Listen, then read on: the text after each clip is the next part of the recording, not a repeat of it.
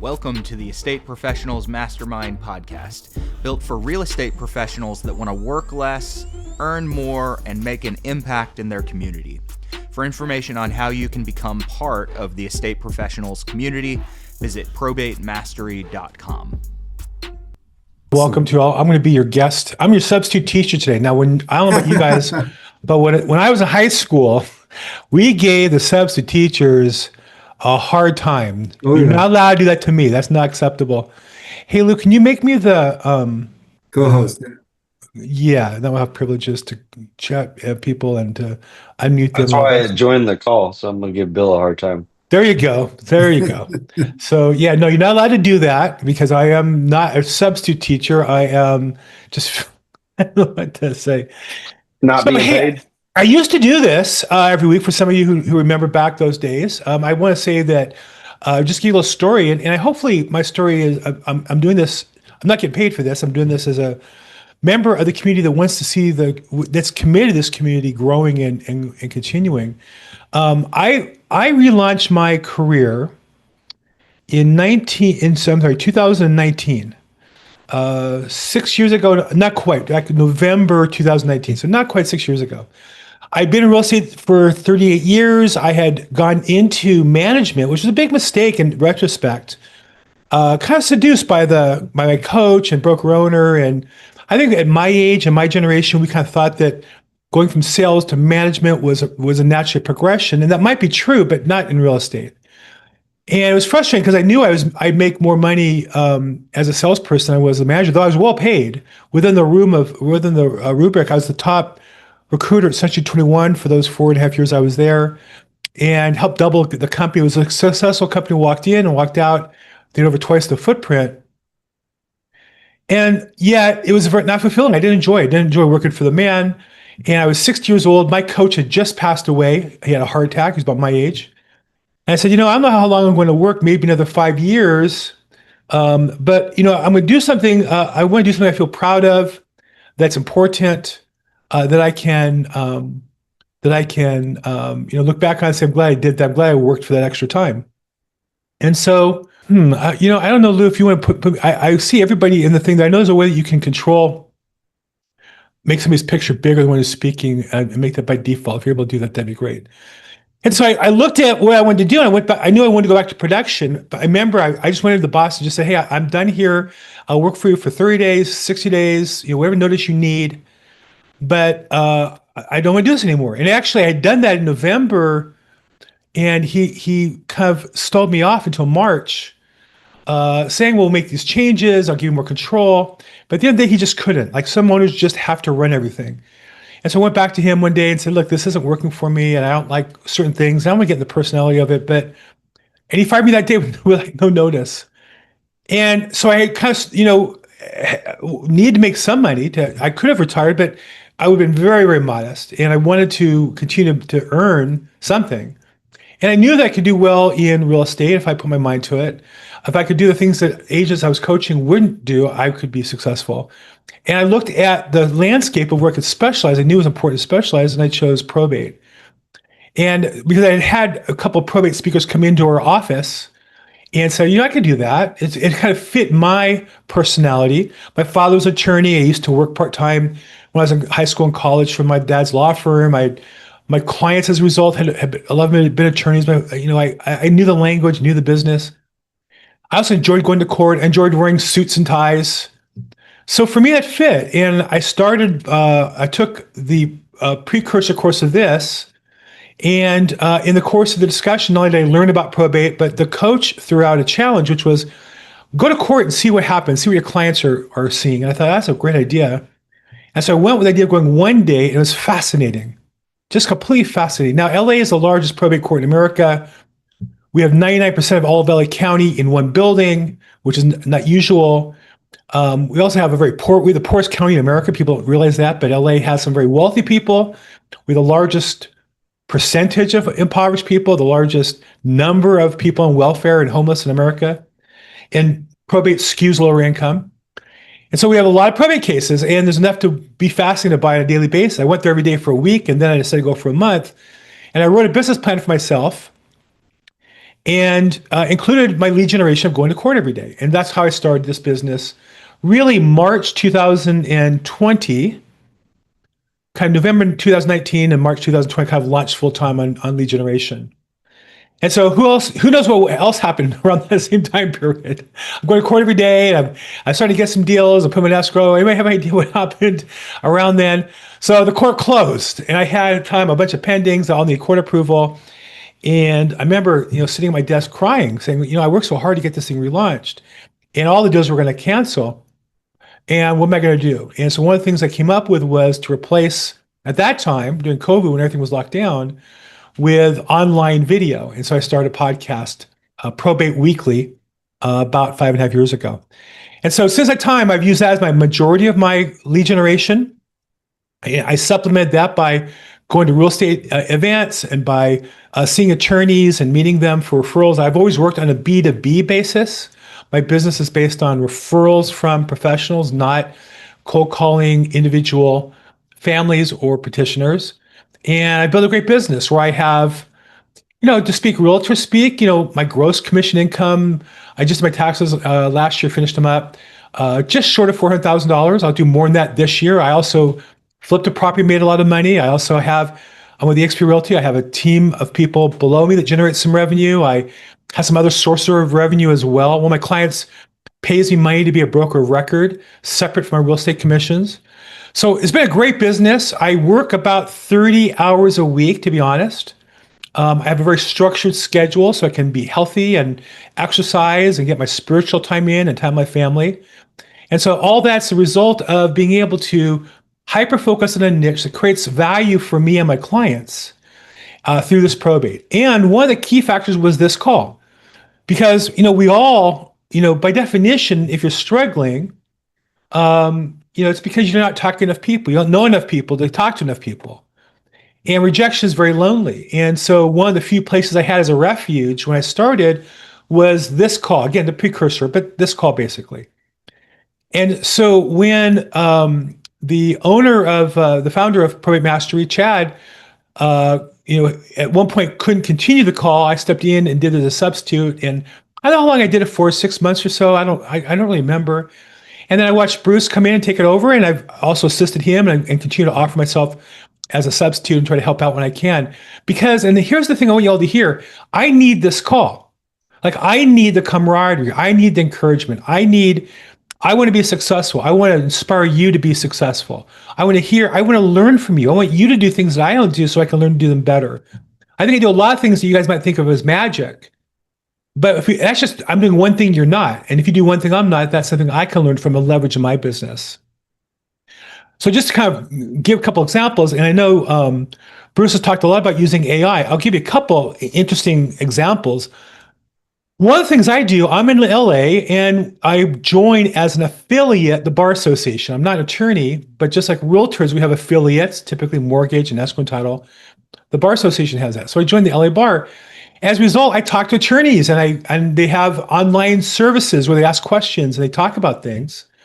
And where I can help out, I answer questions. Now I don't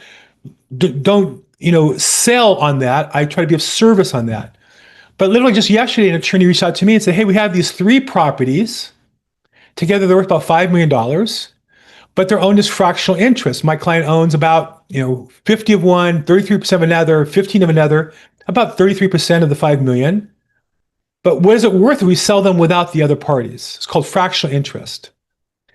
And so I know that. I've done numerous of these in probate. It's not uncommon in probate. I know that in general, you take about a 30% discount. So if the property's worth $1 million, if you're going to sell your share, let's say the property, your share is 50%, so your share is worth $500,000 at a retail price, but if you're going to sell it without the other partner, you're only going to get about $350 for it, as a general rule.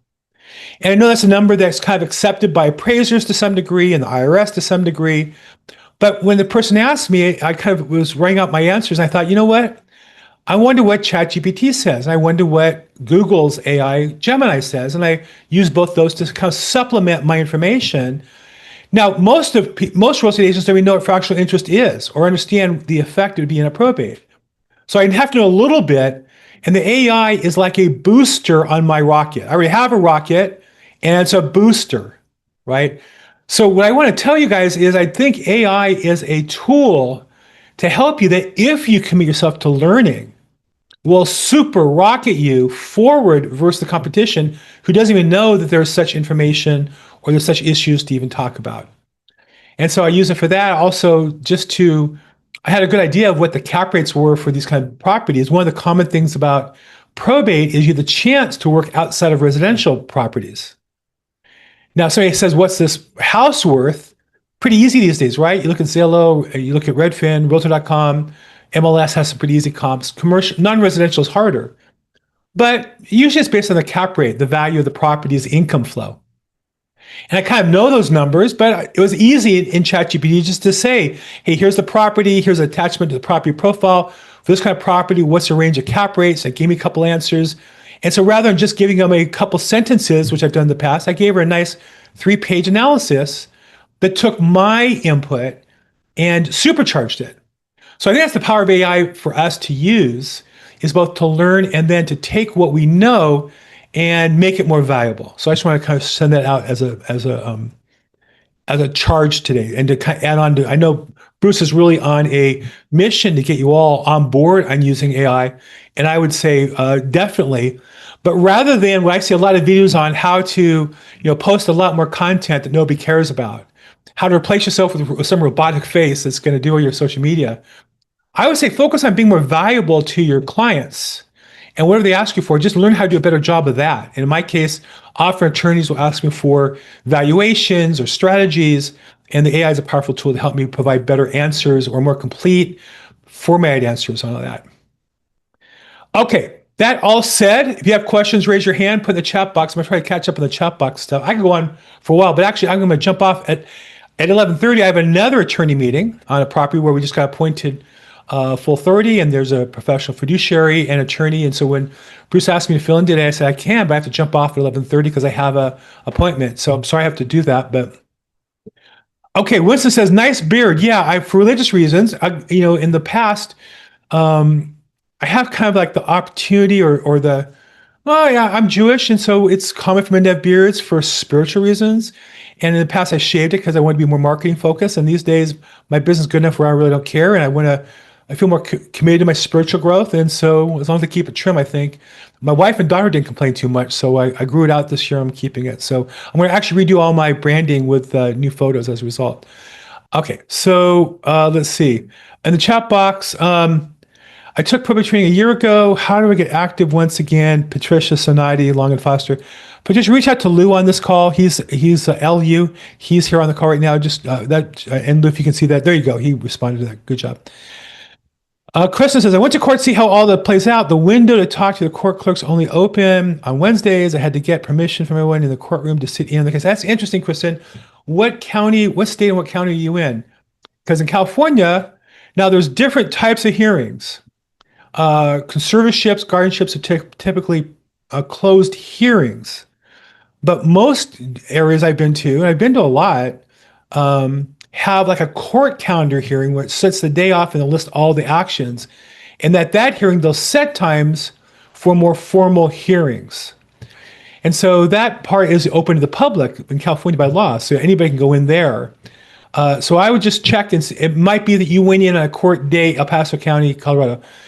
It might be you're going to hearings, but you really want to see the court calendar, or there's different types of hearings you might ask about or look online.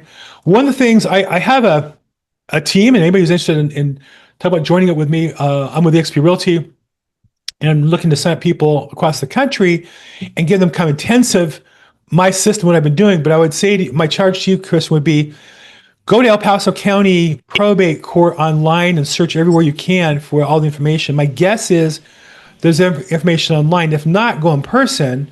My guess is somebody can direct you to where the calendar hearing is, and there are some hearings I'm sure that are open to the public. My guess is you walked in on one that wasn't, if it's a conservatorship or guardianship, because those are more private family matters. Yeah, no, when I went to court, I can get a printout of all of the court proceedings that are going on for probate, whether it's an estate, whether it's a conservatorship, whatever.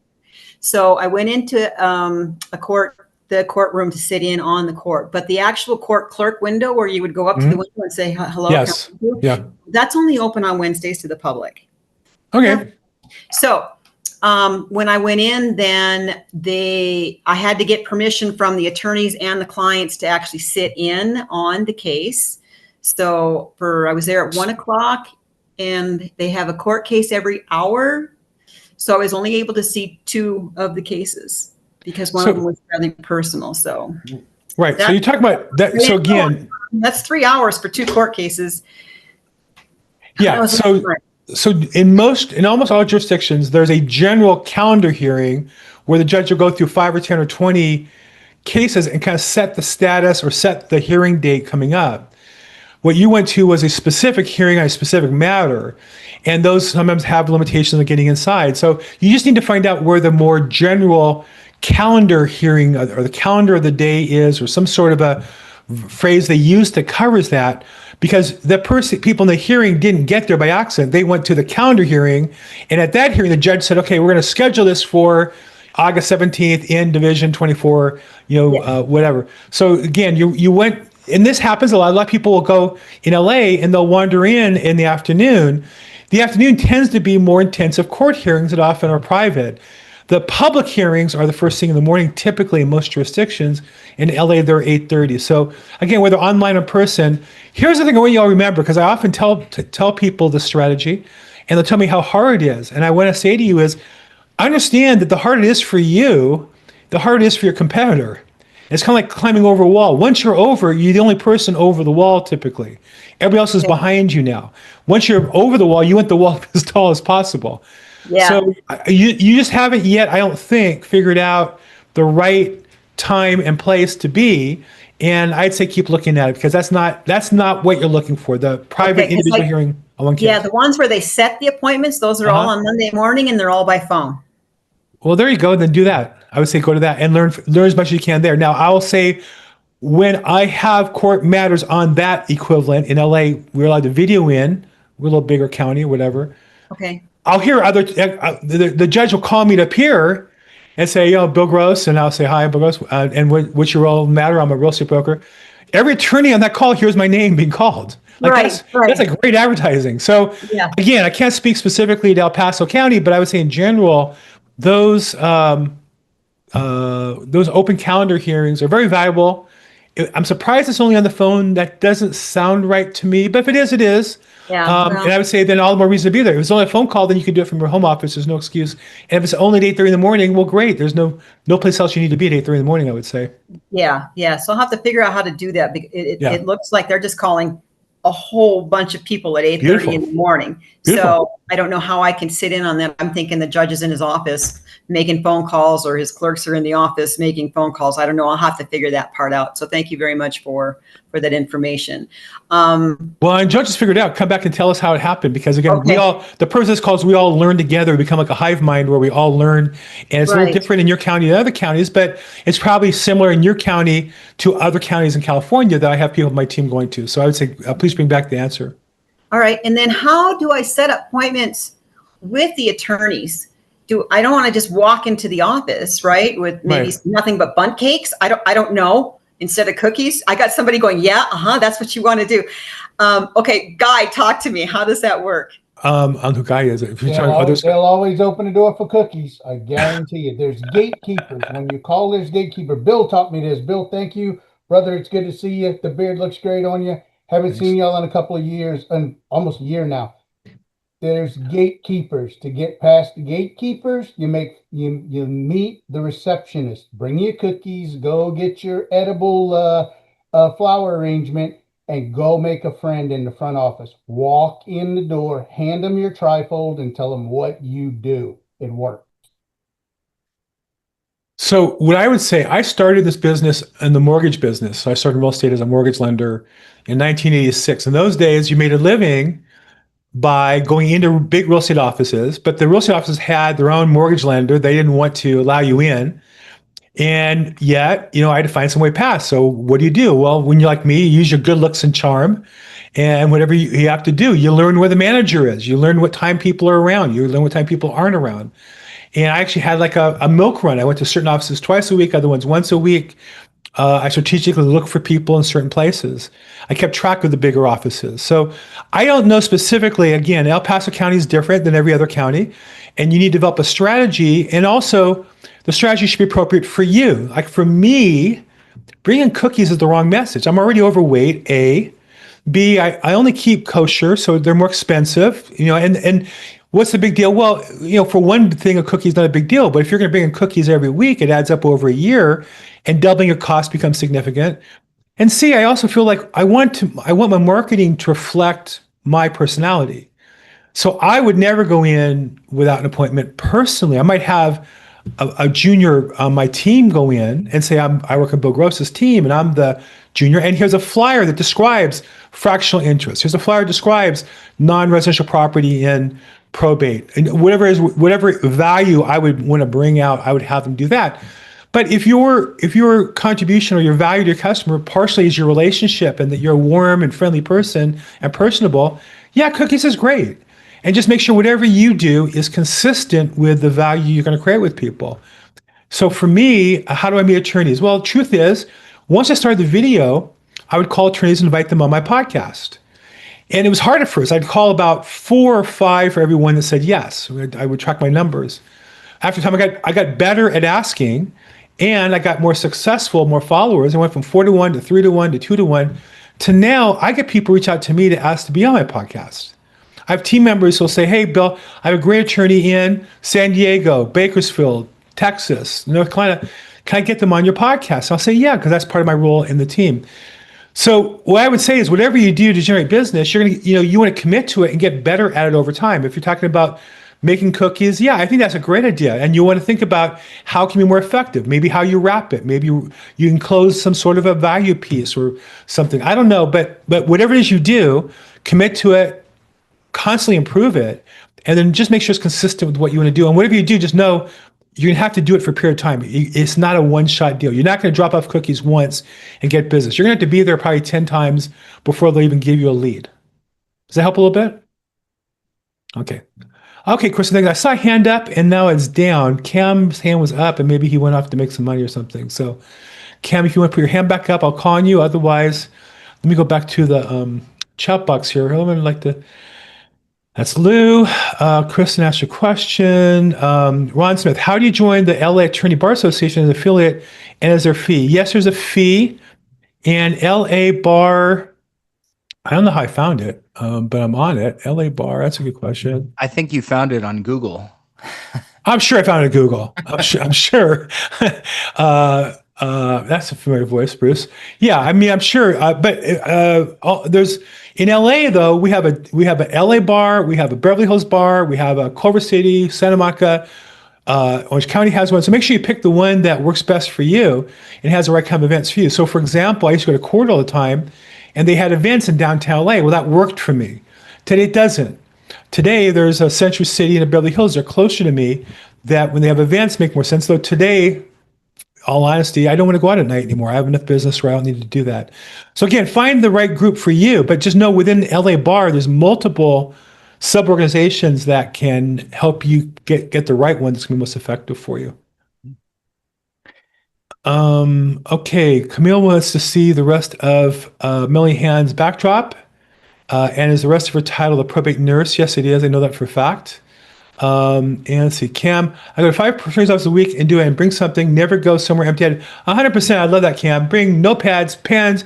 You can get some swag made up from your company or on your own. Cookies are great, food, muffins, Starbucks cards. What I have done is call the attorney and say, hey, I'm in the area, let's pop by and say, hi, can I pick you up a coffee at Starbucks or something at Starbucks, and we can sit and chat for a little bit and bring something in. So I'm definitely on the don't show up empty-handed. I was raised that way by my mom. Kemp says cookies or donuts. Oh man, donuts. Oof. I can't bring in that. I mean, I can. I probably would eat them all in the car before I got out of my car. But I brought you half a donut. I'm sorry? I brought you half a donut. When Krispy Kreme's opened up, I used to have 2 employees in my office, 2 assistants, and I went to Krispy Kreme's, which is about a 30-minute drive from my house. And you buy like a dozen, and they give you like a free one, and the light's on, you get another free one. And there's something else, and I got like 15 donuts. I show up at the office with like 5. So I said I can't do this ever again. So I'm like a Coke addict. I cannot go to Krispy Kreme donuts. That would be a problem for me. So, okay. Hey, Bruce Hill's here. Bruce, thank you for letting me have a chance to come warm the crowd up for you. I'm sorry I have to run off. I do have 11:30 with some attorneys on a new listing. I'm not really apologizing all that much. Maybe I'm bragging. Does that sound like I'm bragging or I'm apologizing? It's a brag apology. Okay. It's filling both roles. Well, but thanks for the chance to fill in here today, you guys, and hopefully my story helps inspire you to continue. Bruce is going to point you in the right direction. I'm here almost every week. I listen in or watch or try to participate. If I can help, feel free to reach out to me. Bruce, thanks for the chance to lead it today. Hey guys, I'm butting in here with a quick ask. If you're getting value out of this coaching today, I want to invite you to check out my Probate Mastery trainings over at www.probatemastery.com. Probate Mastery is for you if you're an agent or an investor that wants to work with motivated sellers that have inherited real estate that they don't need and in many cases can't afford. These sellers are more appreciative, willing to trust your expertise, and less likely to nickel and dime you over commission or price. Why is that? They're often in the middle of a complex probate or an estate administration process, and this means that real estate is very often a burden on them, and they simply need the help. Inside of Probate Mastery, I teach you exactly where to source your leads, how to establish value, and offer your service in a way that quickly makes you, as the professional, your market's expert in the probate space. If you want to know a little bit more, go over to www.probatemastery.com. Hope to see you guys inside of the community. Thanks. Thanks, Bill. Really appreciate you stepping in. Guys, I think that this is just a really good opportunity, kind of catching the last piece of what Bill was talking about, a really good opportunity to tell you all how to move your attorney relationships through to the next level. So I think it's phenomenal that he mentioned that whatever you do, don't do it once, that you're not going to show up, have a conversation, just get a bunch of referrals.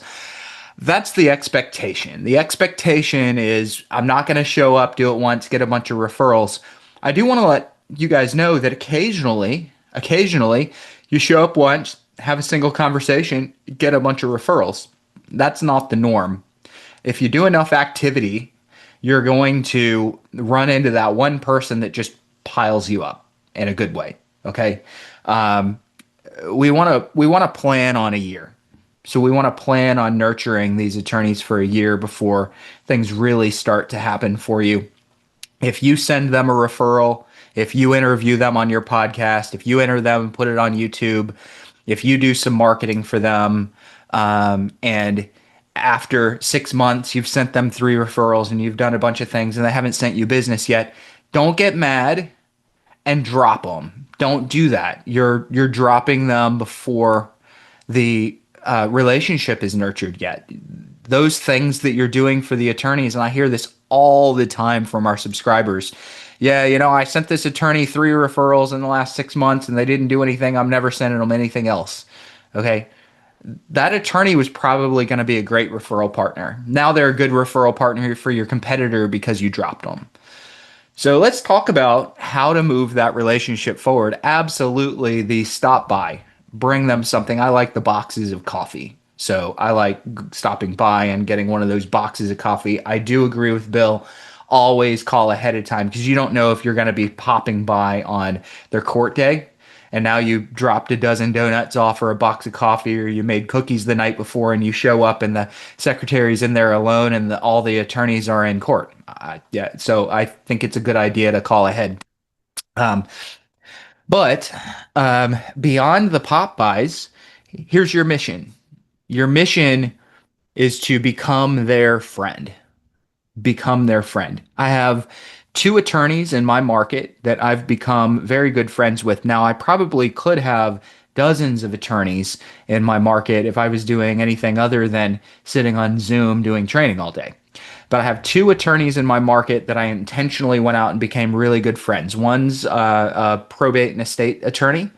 3. One's a real estate attorney. One's bankruptcy. So those are the attorneys.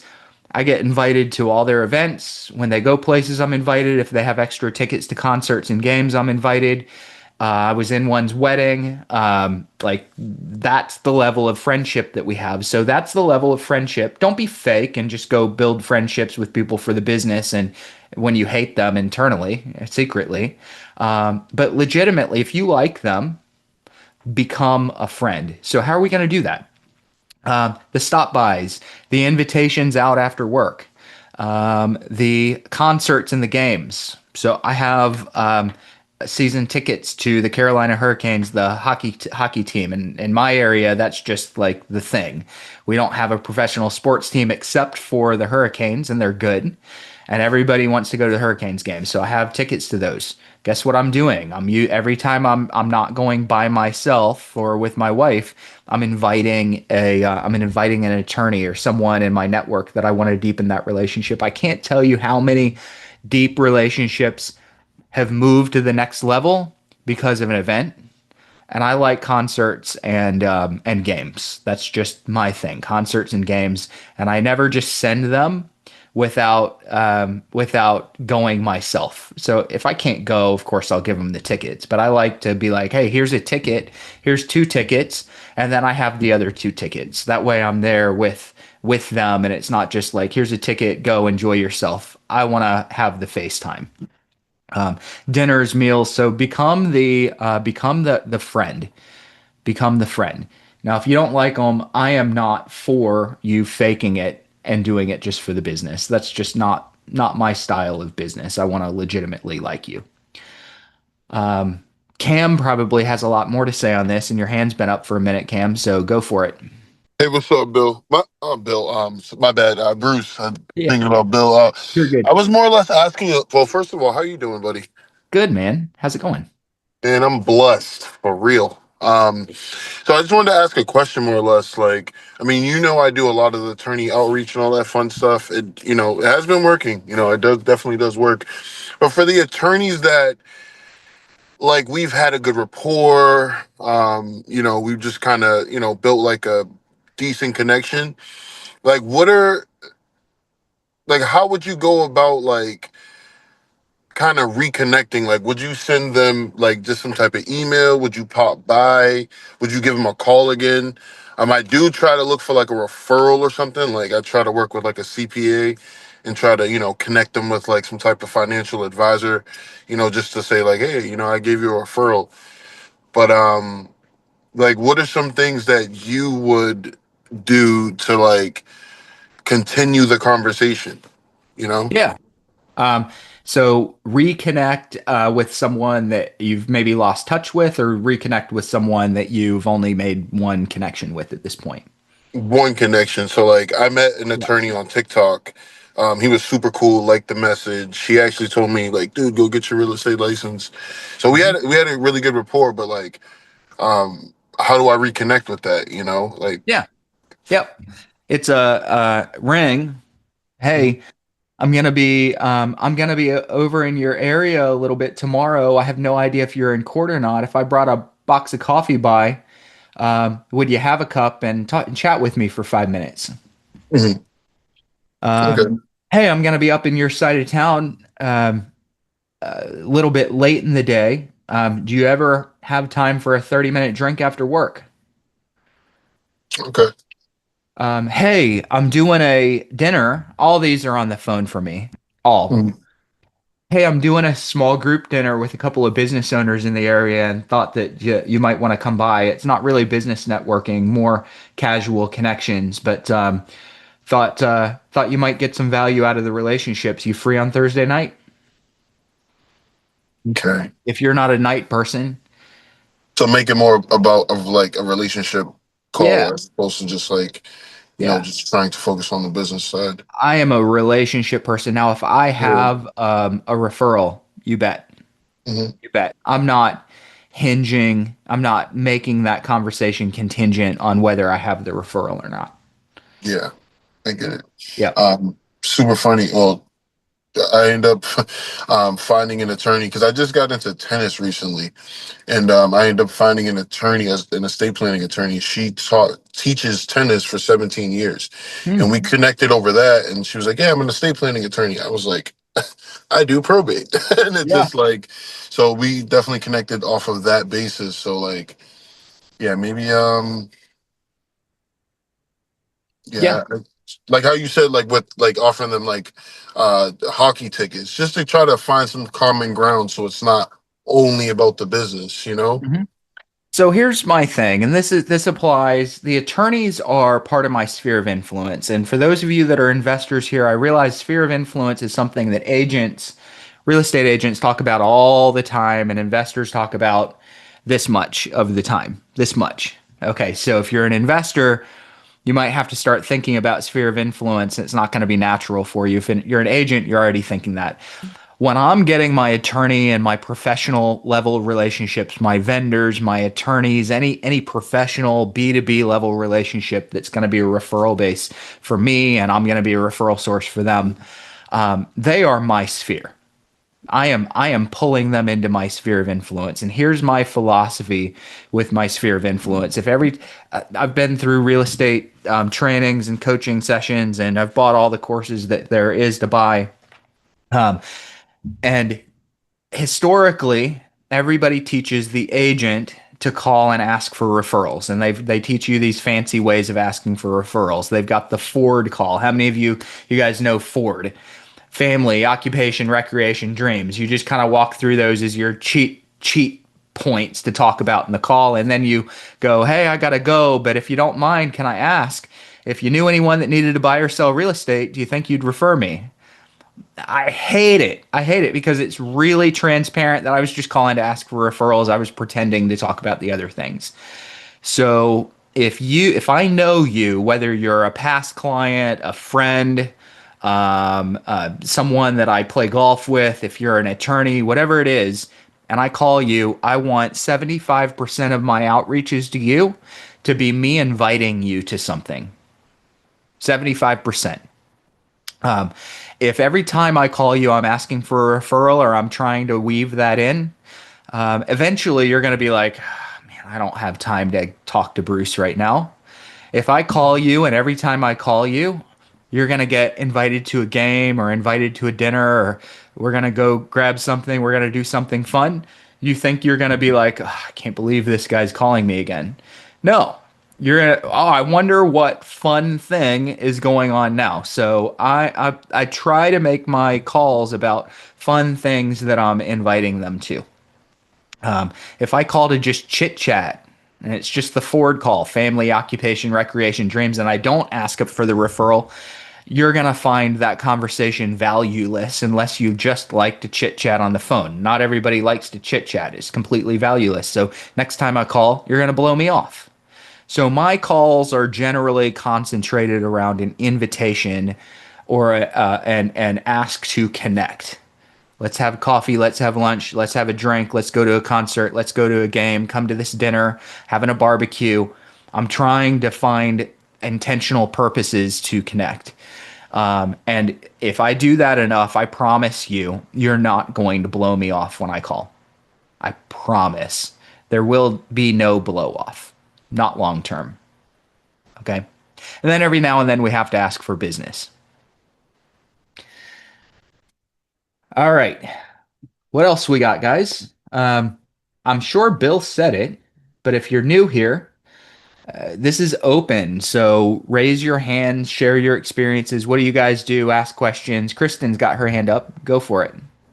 Okay, so one of my other jobs I do is I run a photography company, and now I'm wondering if we can offer these attorneys free headshots, maybe office shots to post in there on Yeah. behalf of my probate team, like that. Yeah. Do you think that would be well received? Yeah, I think so. I think Okay. so. Absolutely. Yeah, anything I can do to provide serious value. How many of you guys were on Alex Hermosi's live book launch event this weekend? Was anyone on the Hermosi book launch? Okay, if you weren't there, you guys missed a master class in selling. Absolute masterclass. Builds up tons of value, doing some training, teaching, demonstrating how the thing that he was launching was worth 30 some $1,000. And then he backed it up, all the way down to the point where he went, what if I just gave all this to you guys for free? Who would like that? And everyone's like, yeah, I'll take it for free. And then he goes, if you've achieved a certain level and you want to be able to provide value to your students, here's what I'm asking you guys to do. If you're already at this level and you've been successful, I'm going to ask you to spend $6,000 and buy 200 of these packages so that I can give it away. And bunches of people went and bought his book packages, buying 200 books that were kind of expensive. Okay. But it was just a beautiful approach to leading with value and getting people. And everybody knows, a lot of people were on that because they know that his books are generally free. So free photography, tickets to things, free advertising. I'll advertise your business. Lead with serious value. And when you make the ask, it's gonna be like, well, why wouldn't I give you what you're asking for? Why wouldn't I give you referrals? Look at everything that you've done for me. Why wouldn't I give you referrals? Why wouldn't I recommend you? Why wouldn't I put your brochures in my office? So that's what I want to get to with these attorneys. So Kristen, great idea. Absolutely great idea. You got to play with how you present that. But you'll find a way to present that, and I think it's going to be valuable. All right. Anybody else have any questions or comments? Lou, are there any chats? Bill's good at reading comments as they come in. I am not good at reading comments. Yeah, there's several. Okay. Let's see here. Help me curate them. And I'd love some of those that are putting their questions into chat. Would absolutely love to hear from you. If you're able to raise your hand and talk on camera, would welcome that. In the meantime, Lou, what do we have? Anything? Yeah, Angela asked a pretty long question. I'd like to invite her to. Yeah, I don't want to put anyone on the spot and just sort of force them up. It says, I'm new to probate. I'm taking the mastery course. Mhm. Oh, hi, Angela. Hi. Hey, Angela, how's it going? What's up? It's going. Yeah. Well, fortunately, I'm loving this so far, but you know how it's a fire hose of information. And I actually got a message today from a lead from my broker, somebody who what she said was, I have no money for closing costs to fix the air conditioner, or money to do anything since my husband died. He just bought the home 4 years ago. We bought the home 4 years ago. Died 3 years ago. I'm not sure if there's any profit. I think I'm going to end up owing the bank. And then she follows up with, I think it's a short sale. This is my only communication with this person, and it's through email. So it's like, I know how to do it from just a real estate perspective, but I'm not sure with learning all this probate stuff, all these things keep popping into my head. Oh, they said to do this. And I'm like, oh no, where do I even respond? Well, first off, let's look at some of the infrastructure that you need to be able to help someone like this through. So let's kind of look at infrastructure, not things that you're going to have to connect her with, but it would be nice if you had an attorney in your market that worked on a pay at close basis. So pay on the value of the estate and don't pay anything up front. They're not all going to work that way, but maybe you want to interview some attorneys and find one that does that. It would also be really nice to have an attorney who will provide a 2 or 3 hour consultation and just give them and you everything that you or they need to just fill out in an order of operations, and basically just take a small fee. There are attorneys that kind of do it 3 different ways. You've got the attorneys that'll do like a 2 hour consultation, and they'll give you everything that you need to do. They just won't do it for you, and they'll charge for that time. But it's not a lot. And then you have your attorneys that charge a lot, but they wait until closing. I don't know if she's going to have the money for that, but I think that you need an attorney like that. And then you're going to have a whole bunch of attorneys that just want their payment up front or periodic payments throughout the process, and they're not going to take a value. You're going to get a lot of them. But I would go interview attorneys until I had an attorney that took payment at the end after the estate settles, and an attorney that'll just do a consultation and give you your marching orders and let you and your clients go do it. That's really valuable. And not a ton of attorneys do that, but there will be one in your market. I can promise that. So Okay. go talk to attorneys. So that I can slow the pace down a little bit, because I always have this urgency to solve all the problems tomorrow, Mhm. and that gets me into trouble. Yeah. So it Yeah. sounds like talking with the attorney is just kind of reassure her, hey, I'm on your team here. Let's work together. Let's piece this. It's not like it's going to be short sold tomorrow. Yeah. Now I'm assuming there's a mortgage, and well, not assuming. Yeah, there's a mortgage, and probably not a ton of equity. And if she doesn't have money, she might not be able to afford that mortgage. So maybe we've got to go a little bit fast. But I would probably start by saying, "Hey, um, don't despair. There's often solutions in here, and it's my job to help find those solutions." Okay. So let's do a discovery session and kind of let me figure out where everything is. And then based on what we talk about, I'm going to go find an attorney that might be able to give us some marching orders without taking everything that's left from the estate. And maybe they'll just give us a couple hour consultation and the forms that we need to work on. Okay. Okay. That's a good And starting then, point. I appreciate. and then I would say, in the meantime, how are things with the mortgage? Can you afford the mortgage, or are you behind on the mortgage? Okay. How soon do you need to sell? And if she's upside down, then are you willing to work with a short sale? And then list it short sale. There's nothing that says if she has started probate, she's already applied. I'm guessing. Has she applied for probate? I really don't know. This is the Okay. only communication. Like, I just got the information actually today. Tried to do a phone call. I texted an email, and she responded to email. So I did respond and just say, hey, let's talk. I think you have more options than you might realize. That's how I kind of, Okay. started that. So I really have no idea where she stands. Yeah. If she has not started probate, then I would either with an attorney that does just kind of initial consultation, or with any knowledge that you may already have, I would go through the probate process with her. And honestly, Okay. I just kind of walk her through that. I think it'd be an amazing learning experience for you to walk her through the probate process. Is it Definitely. fun? No, but it's an incredible learning opportunity. And what a better way to serve someone, get them out of a bad spot while learning and Yeah. getting paid on the real estate. Hey.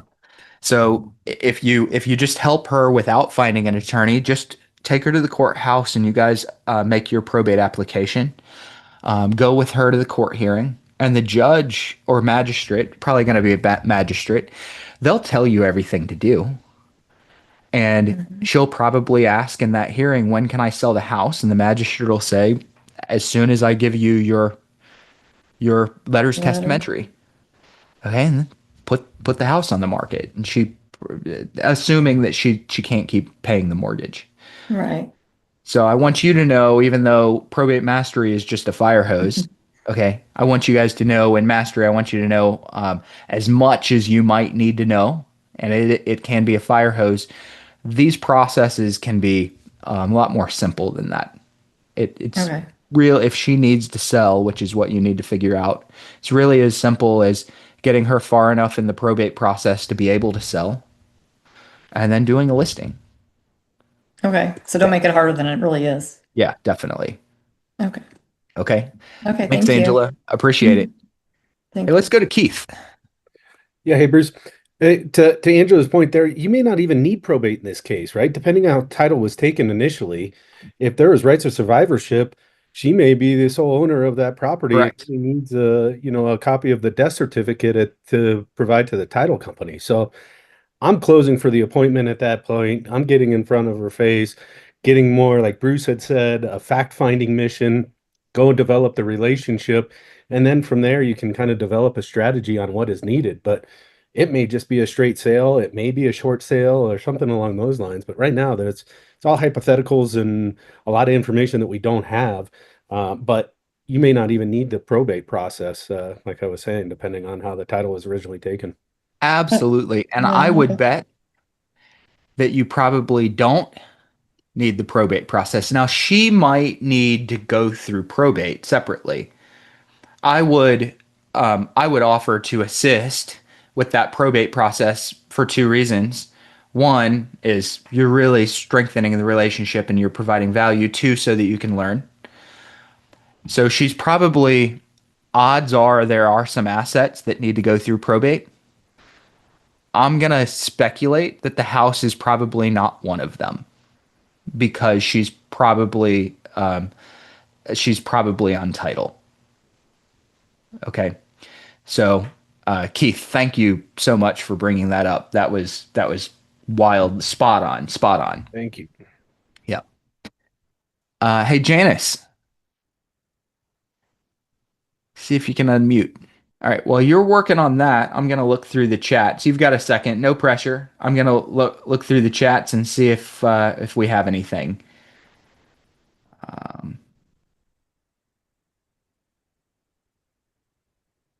Anyone from San Diego, referral for a tax attorney. I know we have some San Diego folks that are in and out. Oh, that's you, Janice. Referral for a tax attorney. I don't know if there's anyone in San Diego or not.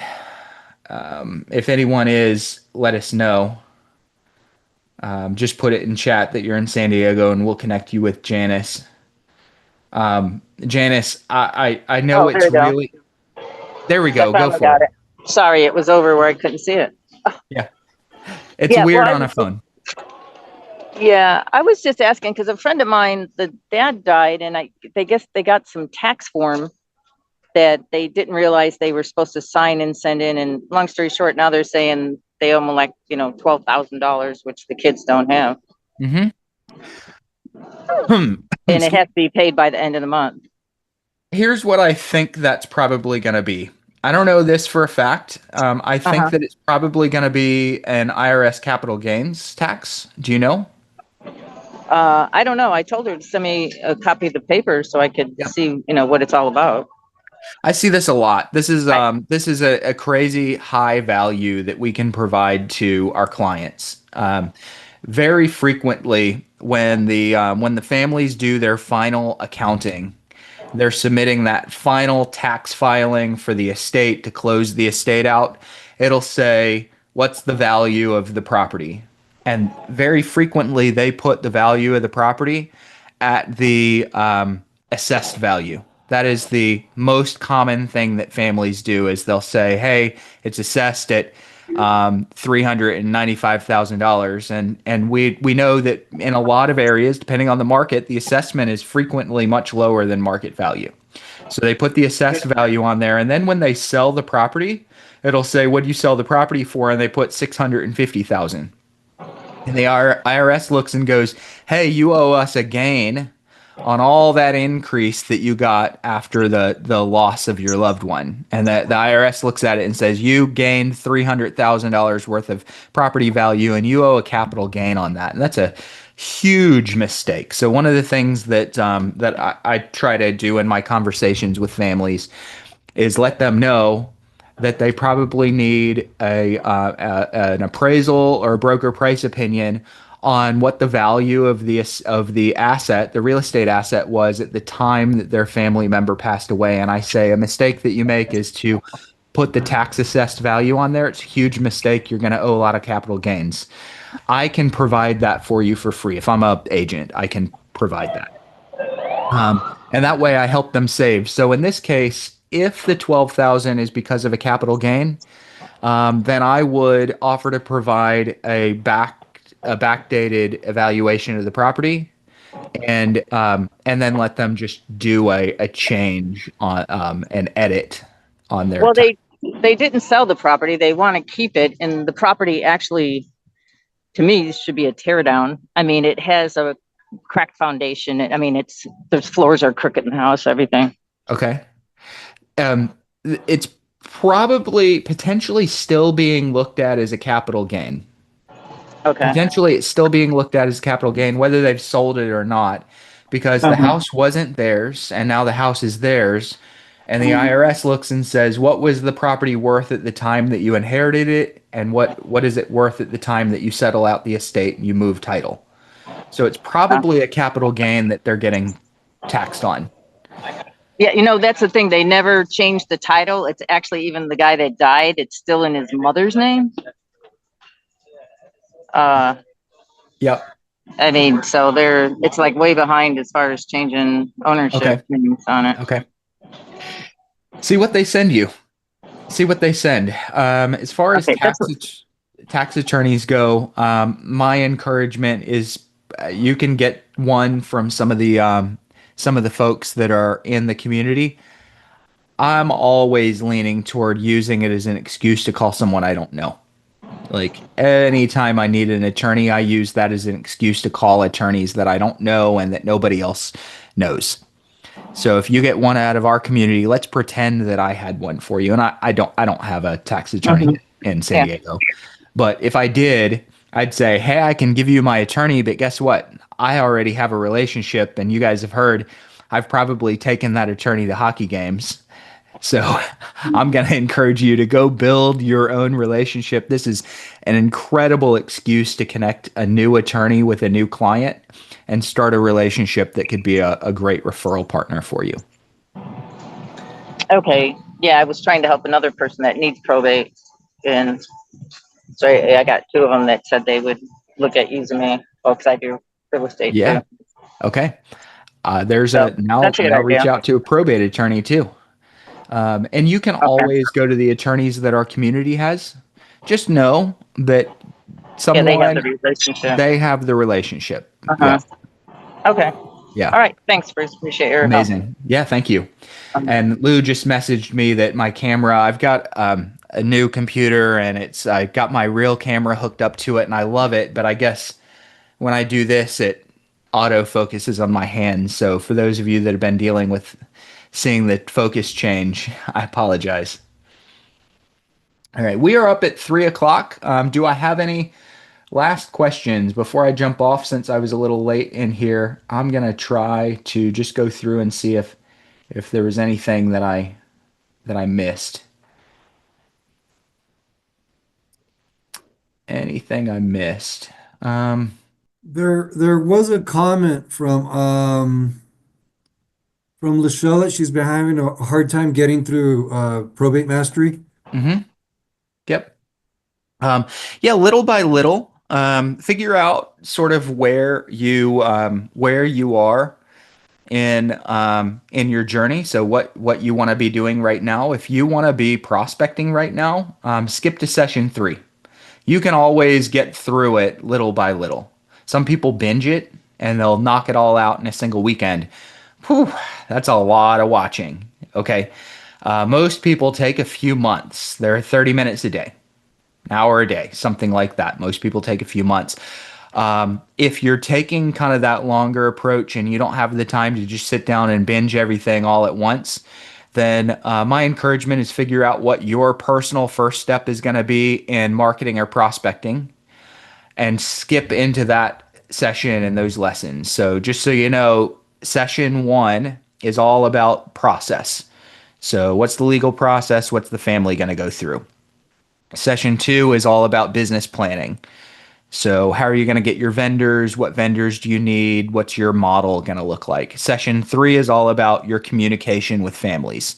So session 3 is a lot of what to say on the phone, what to say on appointments. So figure out what maybe you're ready for right now or what you're raring to go at right now that you're willing to take some action and skip into that session for the short term. And then just depending on your time, give yourself a schedule to watch the rest because it's about 20 hours. A lot of people ask how often I add lessons in there, and I add lessons in periodically.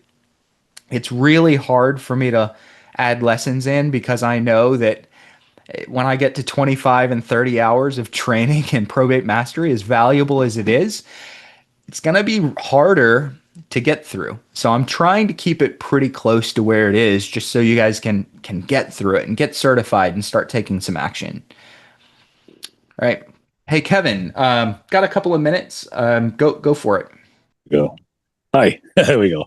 All right. Yeah. Thanks for squeezing it in. Yeah, I got a GC I'm meeting with next week. He is open to deferring payment till closing for probate property jobs. I guess my question is, what would be the best way to structure it? So be it through a lien promissory note, make it part of the listing agreement.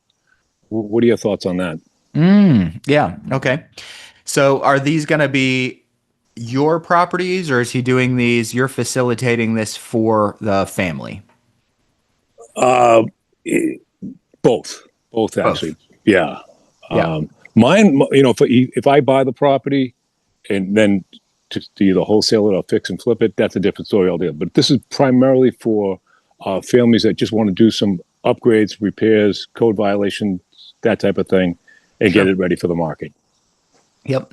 So, in a case like this, I would probably sign kind of a JV agreement between the contractor and the client, essentially Okay. saying, this is how much he's investing, this is how much he's going to get out at closing. And I would also let them know that there will be a lien on the property if it hasn't been sold in a certain amount of time. Okay, like a mechanic's lien. Yeah. Okay. Yeah. And what do you think? Like a fair percentage would be? I'm thinking about maybe 5 to 6%. A 5 to 6% increase. No, that fee, the percentage fee to hold, to add on to the job. Oh, yeah, I'm probably gonna add 20% on if 20. Okay. yeah, if I'm carrying the cost and they're Okay. not really putting anything, I'm probably adding if I'm a contractor, I'm adding 20%. Yeah. Okay. All right. Or maybe structure it, maybe stagger it, where maybe it's normally I do it for this when the client pays half now and half at the end. If I'm carrying the whole thing and you sell it and pay me back in 3 months, it's 10% higher. If you haven't sold it and paid me back in 3 months after the job's completed, then it's 20% more and it's through a lien on the property. Okay. So maybe give them a couple of different tiered options where it goes up over time if they haven't sold and paid. Okay. And Sounds at some good. point, 20% is really no good if they don't sell for 3 years. So probably need to then start accruing some interest in your agreement. Okay. Yeah. Very good. Now we know that they're going to sell, but you need to protect the contractor a little bit. Yeah. Yeah. Absolutely. Great. right. Thank you. Appreciate Good. that. Thanks, Kevin. Take care. Okay, guys. Thanks everyone for being here. Same time next week, 2:00 Eastern time, next Tuesday. Come with your questions and we'll see you guys there. Thank you. Thanks.